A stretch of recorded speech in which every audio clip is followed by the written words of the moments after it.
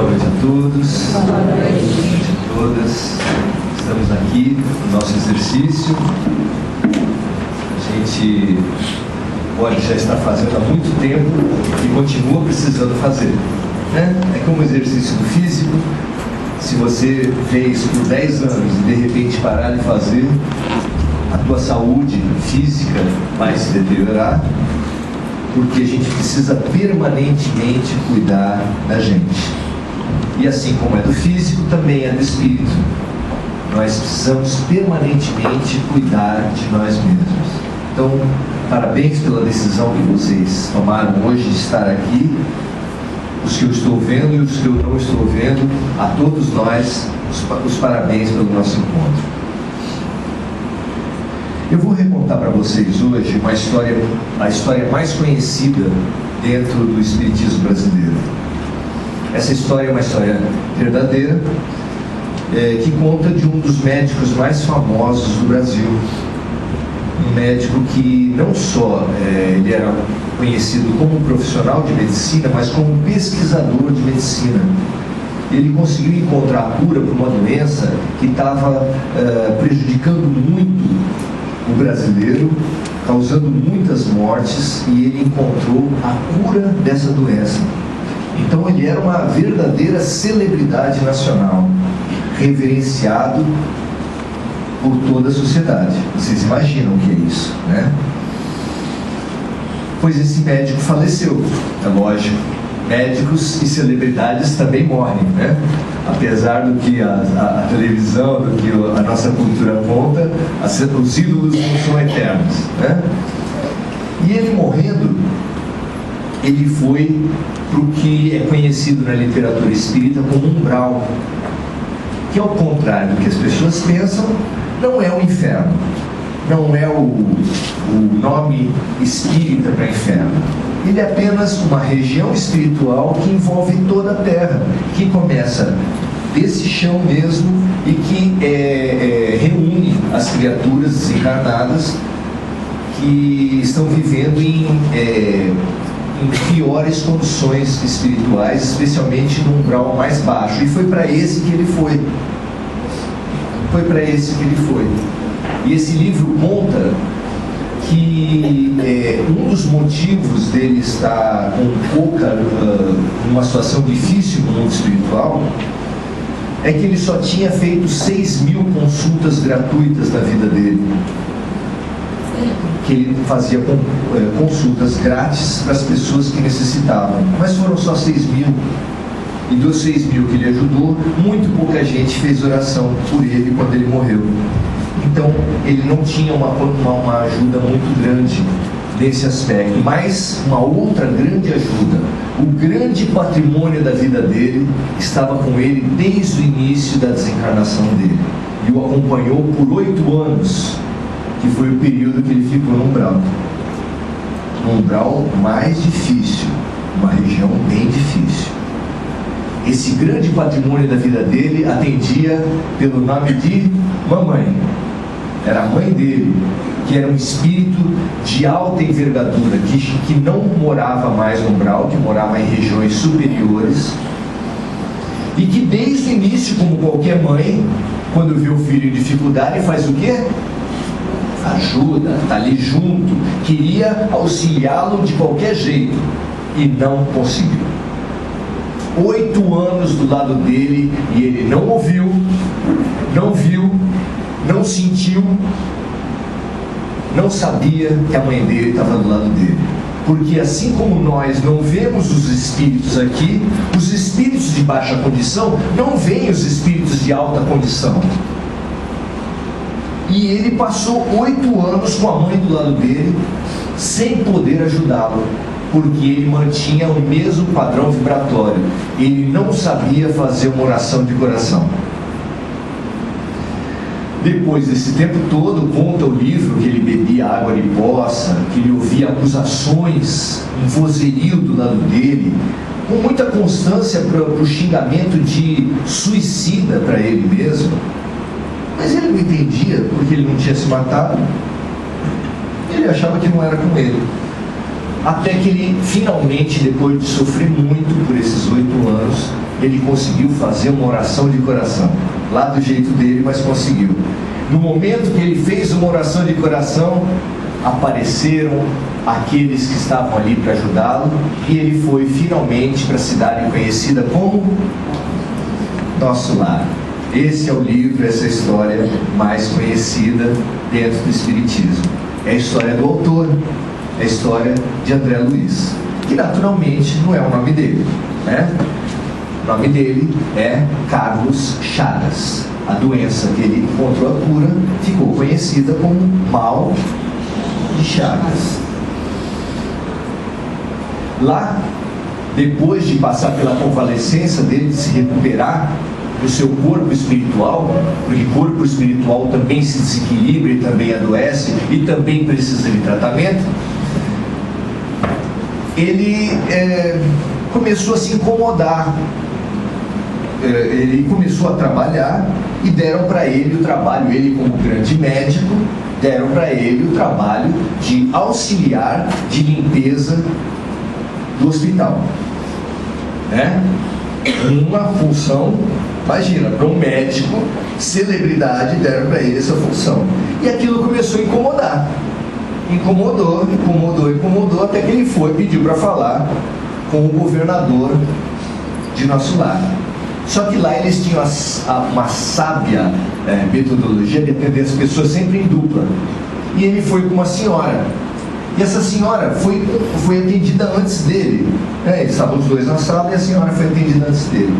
E a senhora estava pedindo ocupações mais adequadas para ela. Aí o governador falou assim: mas eu estou vendo aqui na sua ficha que a senhora já recebeu uma mudança do ambiente tal. Ah, mas lá era muito ruim. Um ambiente muito simples, não condizia comigo. Ah, mas a senhora também depois foi para o ambiente tal. Ah, mas lá só tinha gente chata. Ah, mas depois a senhora foi no ambiente tal. Mas lá me dava uma tarefa tal. Não tinha condição. E ela foi enumerando defeitos em todos os lugares, em todas as situações. Era uma pessoa tão orgulhosa e que via defeitos em tantos lugares, que quando o governador chamou André Luiz, pois não, o que o senhor quer? Ele nada. Tranquilo, tá bacana? Não, é só... Aí conversou sobre outras coisas. É muito interessante como a vida das pessoas ajuda a gente a repensar nossas posturas, e isso aconteceu para ele também. Depois disso ele fez cursos no mundo espiritual. Eu estou falando só um pouquinho para estimular as pessoas que não leram o livro a lerem. Nosso Lar é um marco da literatura espírita mundial. A gente lê como uma historinha qualquer e não sabe o que representa, que até aquele momento nem Allan Kardec tinha falado de cidades espirituais, porque a doutrina espírita ela é progressiva. Você não dá uma bela feijoada, mesmo batida no liquidificador e coada, para o bebê que acabou de nascer, mesmo feijoada sendo um prato saboroso. Então a doutrina e o conhecimento espiritual também vai sendo dado aos poucos, de acordo com a maturidade da humanidade. Kardec fez o que foi possível no seu tempo, até hoje tem gente que contesta, e Chico Xavier e Emmanuel vieram na sua obra fantástica, nesse caso com o aporte, com o trabalho do repórter espiritual André Luiz, contando a sua história. E ele conta que em Nosso Lar, ele foi fazer o quê? Sentar em nuvem e ouvir harpa de anjo, não é isso? Não. Ele foi estudar e trabalhar. Estudar e trabalhar, estudar e trabalhar. E depois de ter estudado e trabalhado muito, de ter percorrido, trabalhado com missões de resgate nas regiões ainda mais inferiores, onde ele foi ajudar muita gente, onde ele estudou muito, onde ele trabalhou muito, inclusive como auxiliar de limpeza, de uma função na qual ele não saiu, nunca chegou a ser médico do hospital. depois de trabalhar muito, ele finalmente foi autorizado a fazer a coisa que ele mais queria no mundo espiritual. O que vocês acham que vai ser a coisa que a gente mais vai querer no mundo espiritual? O quê? Fazer uma viagem para casa, visitar os seus queridos, os seus amores e as suas famílias. E depois de ele ter passado por tudo isso, tantos cursos, tantos trabalhos, tantos aprendizados, ele finalmente, depois de anos em nosso lar, foi autorizado a visitar a sua própria casa. E ele foi para sua casa todo feliz. E lá ele teve uma enorme decepção. Porque depois de vários anos que ele tinha morrido, ele encontrou a sua mulher com outro. O que para ele foi terrível. Para ele foi um baque impressionante. Ele ficou fora de si. Ele ficou completamente perdido. E para ele conseguir recuperar e ainda não se perder completamente no seu ciúme, foi difícil para ele. Foi um momento crítico do desencarne dele. Por que eu estou falando tudo isso para vocês? Eu acho que serve muito, nosso lar e a literatura espírita serve muito para a gente pensar sobre a vida da gente. Porque a gente, quando pensa a vida da gente, a gente pensa nessa merrequinha de 10, 30, 50, 70 anos que é essa vida. Você, quando pensa no futuro, você pensa o quê? Se você já tem uma certa idade, você começa a pensar na aposentadoria, né? O que a gente pensa para ter uma boa aposentadoria? Dinheiro. Dinheiro. Além disso, um bom plano de saúde para poder, né, sustentar a situação, patrimônio e tal. E você pensa, boa aposentadoria é grana. De uma forma ou de outra, são recursos que você precisa ter. Quais são os recursos bons? Não para viver esses 20 anos de terceira idade, 30 anos de terceira idade que a gente tem, que a gente vai ter, Deus queira, né?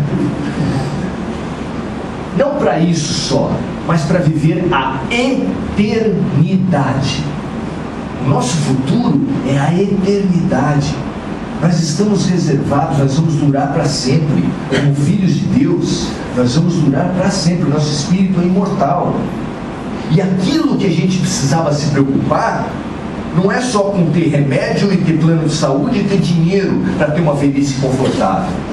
É ter os recursos necessários para ter uma vida espiritual boa, uma vida espiritual harmoniosa e feliz. E esse livro ajuda muito a gente a pensar nisso, porque a história de André Luiz é uma história de desapego. É uma história onde ele teve que ir se desmontando, teve que ir se desnudando, jogando fora as coisas que eram inúteis e às quais ele tinha se apegado. O status social dele como médico, como celebridade, ele teve que jogar fora. E teve a capacidade de aceitar ser auxiliar de limpeza em hospital. Porque hoje, em termos de recursos humanos, eu sou assistente social, sou treinado para trabalhar com recursos humanos. Um padrão que tem é que se você foi chefe de um setor e você perde essa chefia, imediatamente te transferem de departamento, porque todo mundo acha que ninguém pode ficar bem sendo subordinado de uma pessoa que foi seu inferior até ontem. Por quê?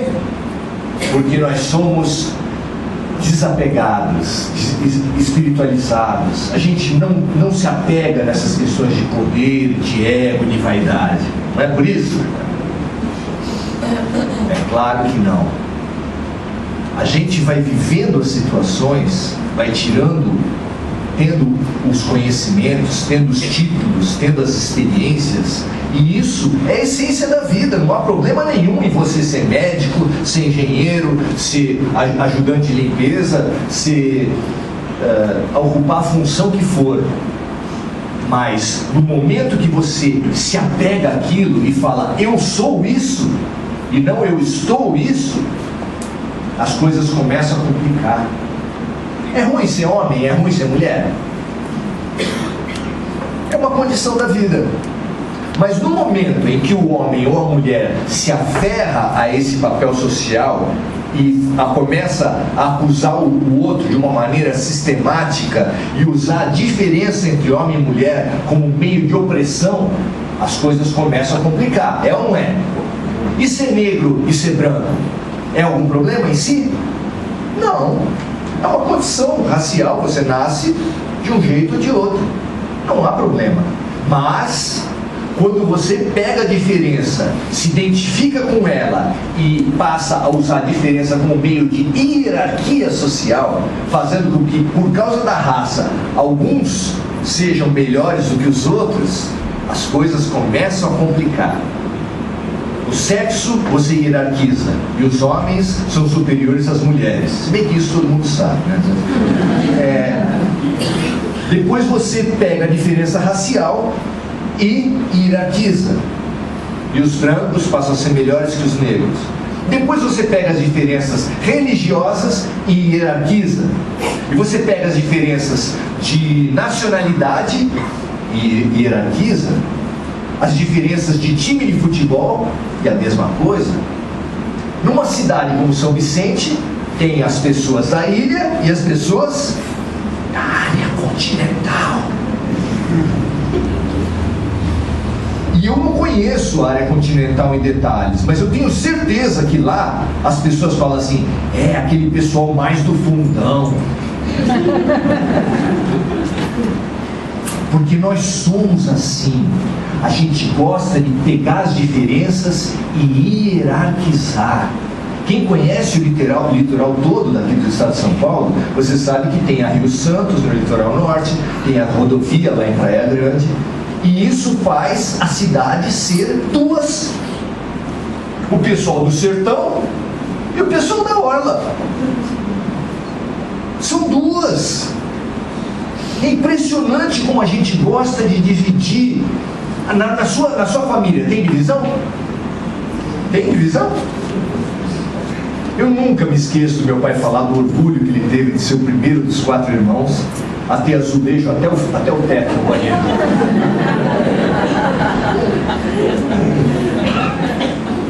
Isso, azulejo até o teto, gente, ninguém tinha. Ninguém tinha, e ele passou a ser o primeiro, e aquilo foi muito importante para ele.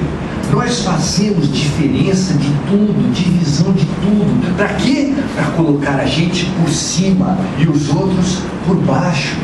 Viver a diferença não é problema, a diferença é alegria para a vida da gente.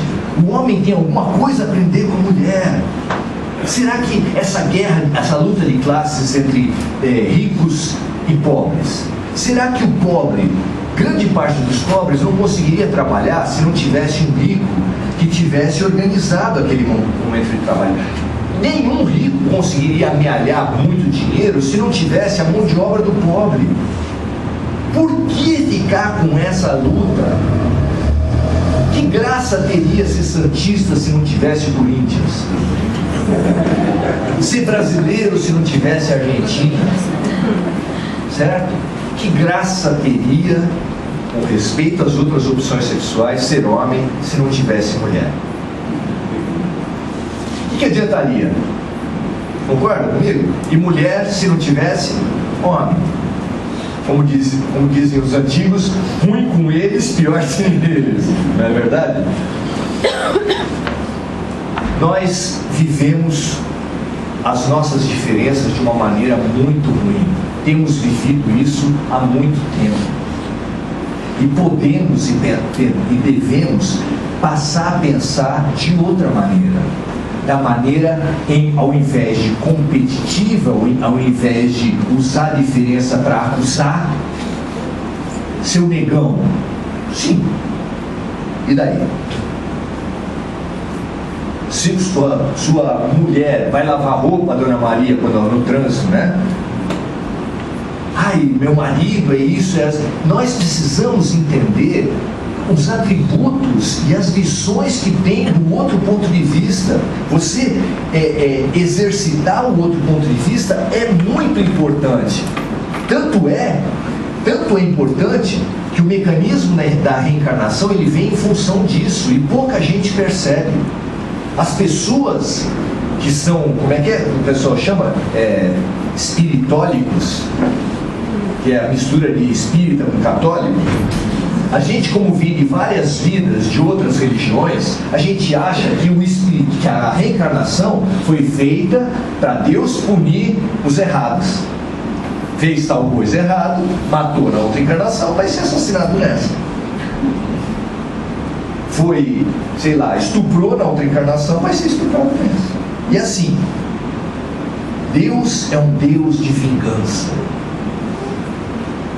É essa concepção que acaba prevalecendo, tristemente, porque Jesus há 2000 anos, muito antes do Espiritismo, veio anunciar para a gente um Deus de amor, um Deus do perdão, um Deus da luz, da leveza.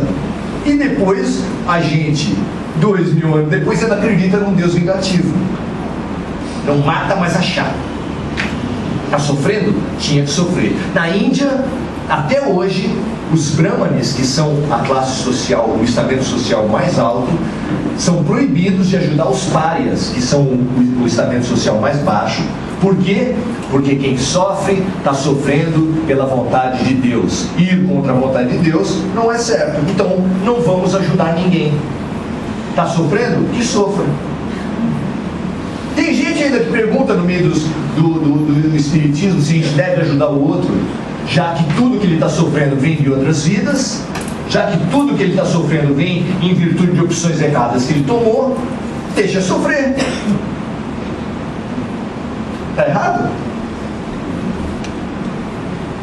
Não é que está errado, é que as leis, a lei de causa e efeito, ela é uma das leis que funcionam no mundo, funcionam na matéria.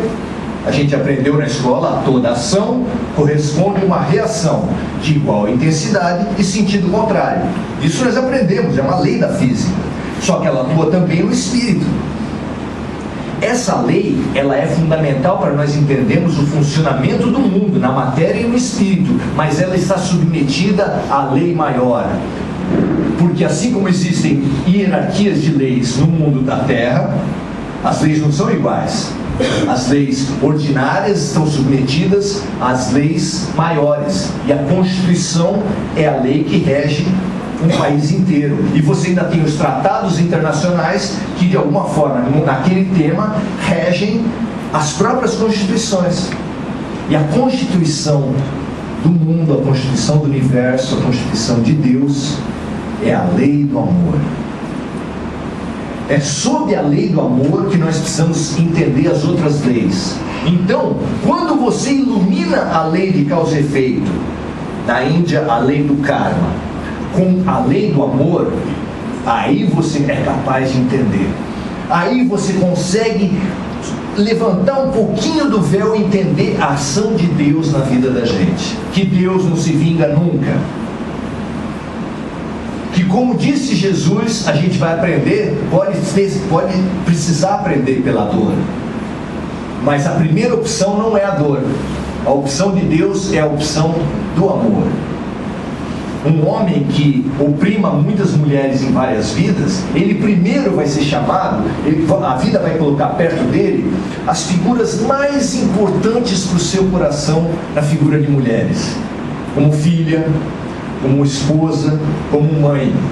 Se o orgulho dele for tão desmedido que mesmo diante dos seus próprios amores ele humilhar, espezinhar, dominar, aí só resta a vida a segunda professora, que é a professora da dor. E aí ele pode ser obrigado a vir a reencarnar como mulher. E pode ter que reencarnar como mulher e ainda aguentar um que nem ele. Mas não é punição. É porque ele foi convidado a aprender com a diversidade, aprender com a diferença, e ele pegou a diferença e fez disso meio de opressão, meio de humilhação do outro.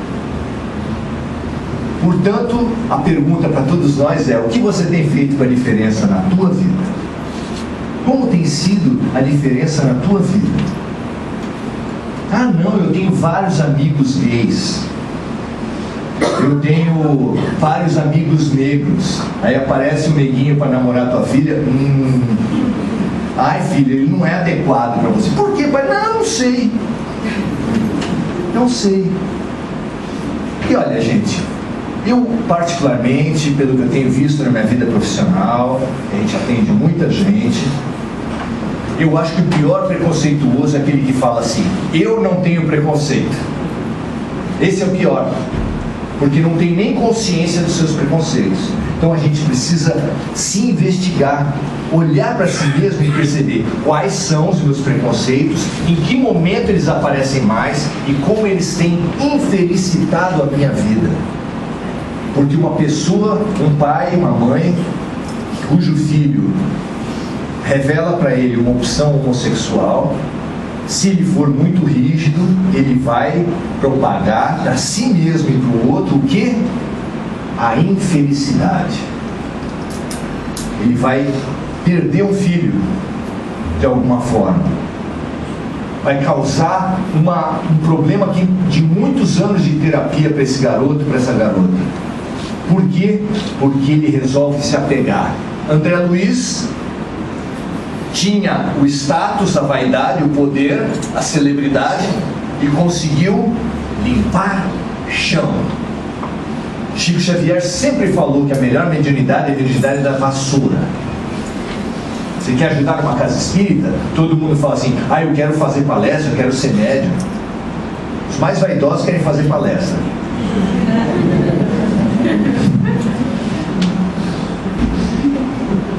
Mas ele fala assim: a gente precisa vassoura, suor, fazer as coisas.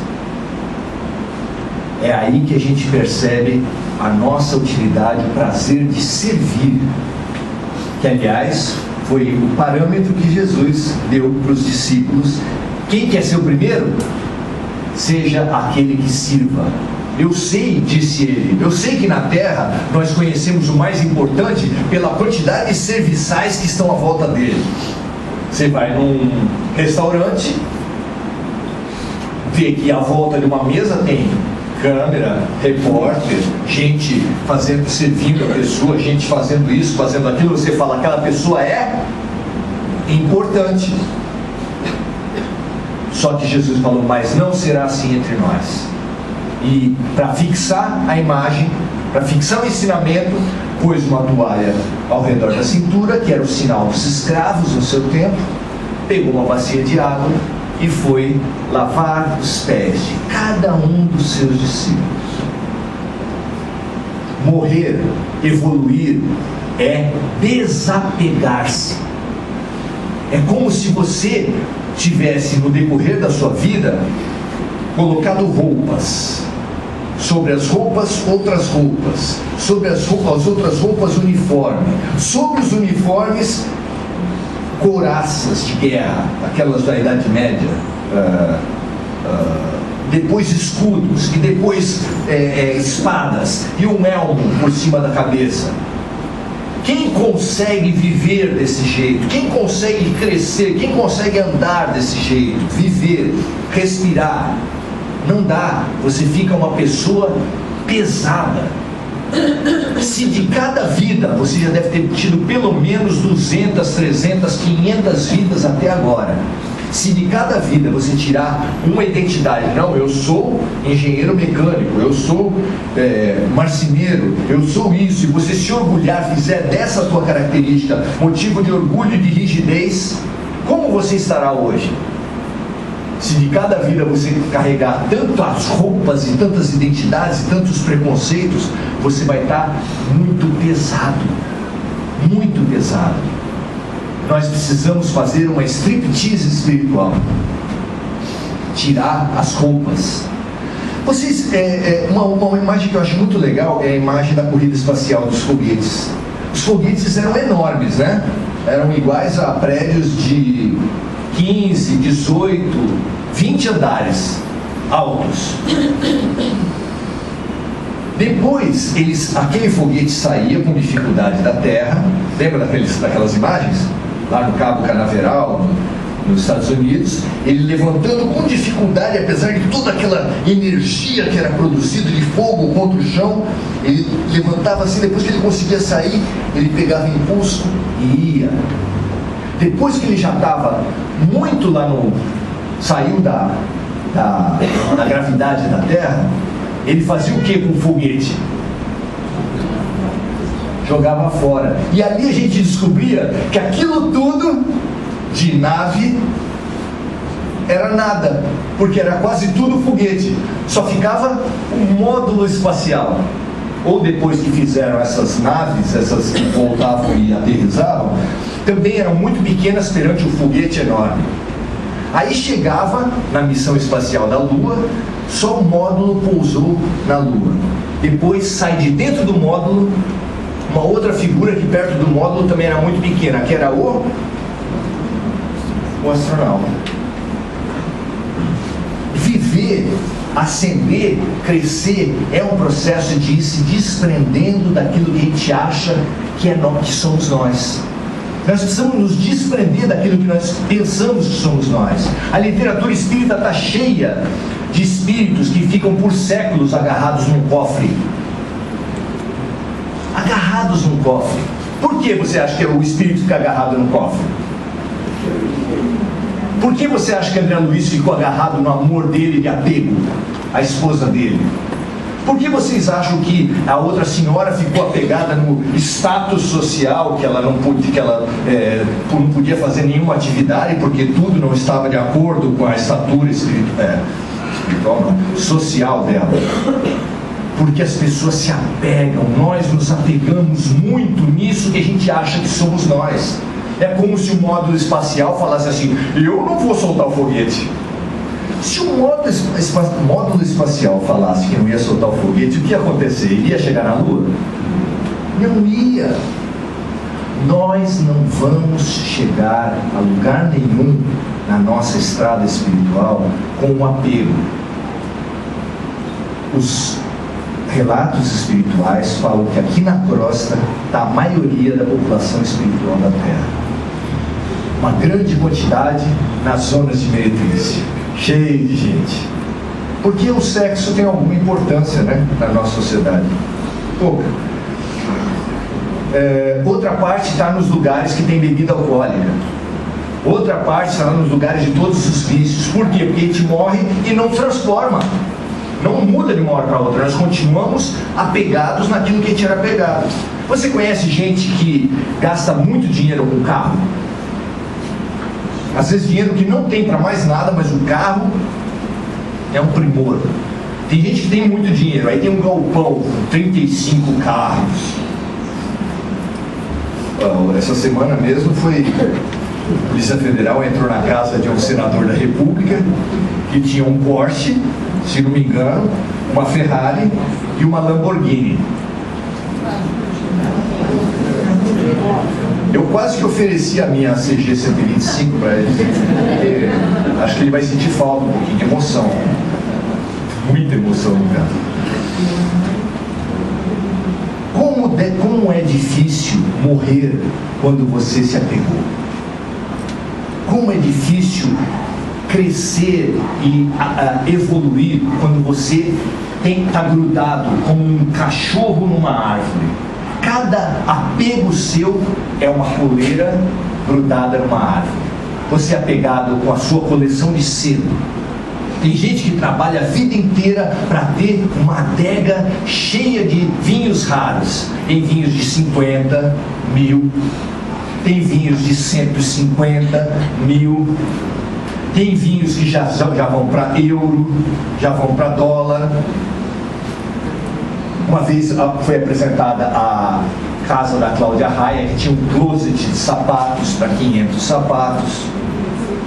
O filho da Zíbia Gasparetto comprou uma mansão em São Paulo, da família Jafé, e tem um grande salão para os seus, acho que são 800 ou 1000 calças jeans que ele tem.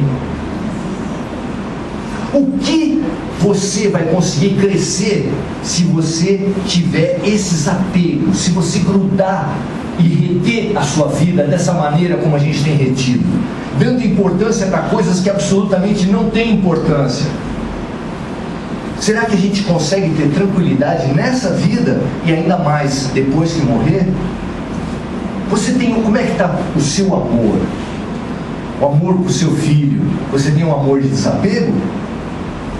Eu sempre gosto de lembrar a filósofa Paula Toller, né?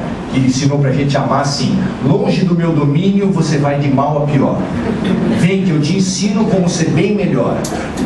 E aí ela falava para todos nós como a gente ama: eu quero você como eu quero. Nós gostamos assim. A gente está andando no mato, vê uma plantinha, põe no vaso. Vê um passarinho cantando bem, aí ó, tá andando na rua, tem uma pessoa bonita, casa. Na hora da oração, a gente reza por quem?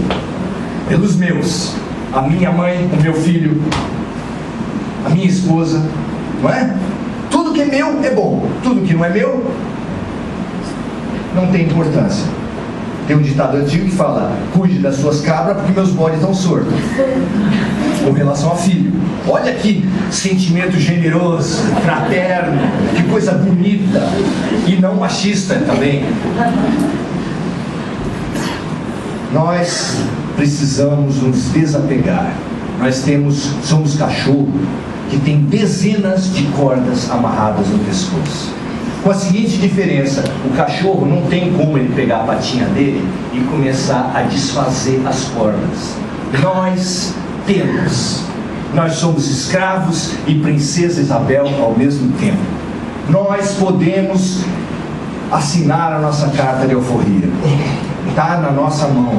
Está na nossa mão. Você quer ter uma vida desprendida, evoluir espiritualmente depois da morte? Você precisa fazer isso na vida. Viver de uma maneira desapegada. Será que o jogo de panelas, o jogo de jantar que você herdou da sua avó tem assim tanta importância para você brigar com seu irmão ou com a sua cunhada por causa dele? Será que essas coisas que para você têm sido tão importantes, será que tem tanta importância assim? Jesus pergunta assim: de que adianta ganhar o mundo todo e perder sua alma? Essa é uma decisão para tomar agora. Nós já estamos nos retendo nos nossos apegos. Eu tenho certeza disso, eu só não sei quais de cada um, porque cada um tem o seu apego. Por que você se apega? Ah, quando tem o último capítulo da novela, não me chamem para mais nada. Ou então, a decisão do Big Brother, também não. Ou então, a decisão do futebol com o meu time. Não me chame para nada. Se a casa estiver caindo, cai a casa. Quem somos nós? Para que você tem dado importância na tua vida? Nós temos uma grande riqueza, que é a riqueza do nosso tempo, a riqueza do nosso pensamento. Aonde você tem investido essa grande riqueza da tua vida? Porque Jesus veio falar para a gente assim: eu vim para que todos tenham vida, e tenham vida em abundância. Nós viemos para a abundância, nós viemos para a prosperidade, mas não necessariamente para a prosperidade material, não necessariamente para aquilo que vai nos prender. Ele nos deu a vida para a gente se libertar com os nossos talentos, não para se amarrar, não para se escravizar. Você tem se libertado ou se escravizado? Com as coisas, com as carreiras, com as mágoas, porque a gente também se apega nas mágoas e nas culpas. Ou você tem se libertado disso com a vida de priorizar aquilo que é realmente importante? Nós precisamos pensar, é urgente pensar nisso agora. It's now or never. É agora ou nunca. Ou você desapega, ou você se liberta, ou você continua sendo escravo. Mas não culpe ninguém, meu amigo. O senhor de escravos e a princesa Isabel é você mesmo. Obrigado.